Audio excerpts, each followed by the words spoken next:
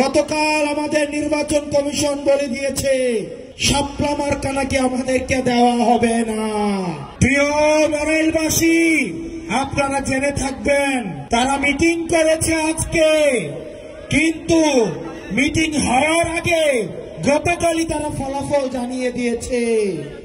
আমরা গতকাল খবর পেয়েছি আমাদের একটা নির্বাচন যে কমিশন আছে, আমাদের আগেও তো একটা নির্বাচন কমিশন ছিল, হুদা নির্বাচন কমিশন, রকিব নির্বাচন কমিশন।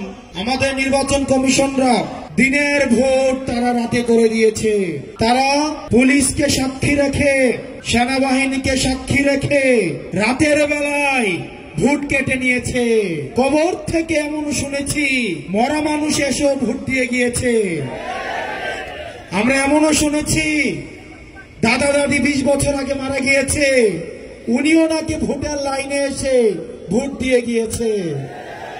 এগুলা ছিল হুদা কমিশনের কাজ। এই হুদা কমিশনের নুরুল হুদা, এই নুরুল হুদার পরিণতি কিন্তু আজকে জাতি দেখছে। জুতার মালা গলায় দিয়ে আজকে উনি কারাগারে নিক্ষিপ্ত হয়েছে। প্রিয় নড়াইলবাসী, গতকাল আমাদের নির্বাচন কমিশন বলে দিয়েছে শাপলা মার্কা নাকি আমাদেরকে দেওয়া হবে না। প্রিয় নড়াইলবাসী, আপনারা জেনে থাকবেন তারা মিটিং করেছে আজকে, কিন্তু মিটিং হওয়ার আগে গতকালই তারা ফলাফল জানিয়ে দিয়েছে। অর্থাৎ ভোটের আগের ফলাফলের মতো আমাদের নির্বাচন কমিশন এখন মিটিং এর আগেই তারা ফলাফল জানিয়ে দেয়। আমরা ধিক্কার জানাই এই নির্বাচন কমিশনের দ্বিচারিতাকে। তারা মিটিং করেছে আজকে, তারা কিভাবে গতকালই তারা ফলাফল তারা জানিয়ে দেয় যে তারা শাপলা মার্কাকে তারা দিবে না। আপনাদের রিমোট কন্ট্রোলটা কোথায় সেটা কিন্তু আমাদের জানা আছে। প্রিয় নির্বাচন কমিশন, আমরা দেখতাম নির্বাচনের আগে জিএম কাদের যায় ভারতে, এরশাদ যেত ক্যান্টনমেন্টে গলফ খেলতে।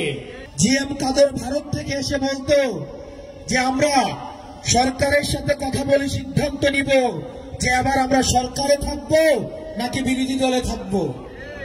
আমাদের কাছে খবর আছে এই নির্বাচন কমিশনের কারা কারা কিছুদিন আগে ক্যান্টনমেন্টে সিএমএইচে ভর্তি ছিলেন।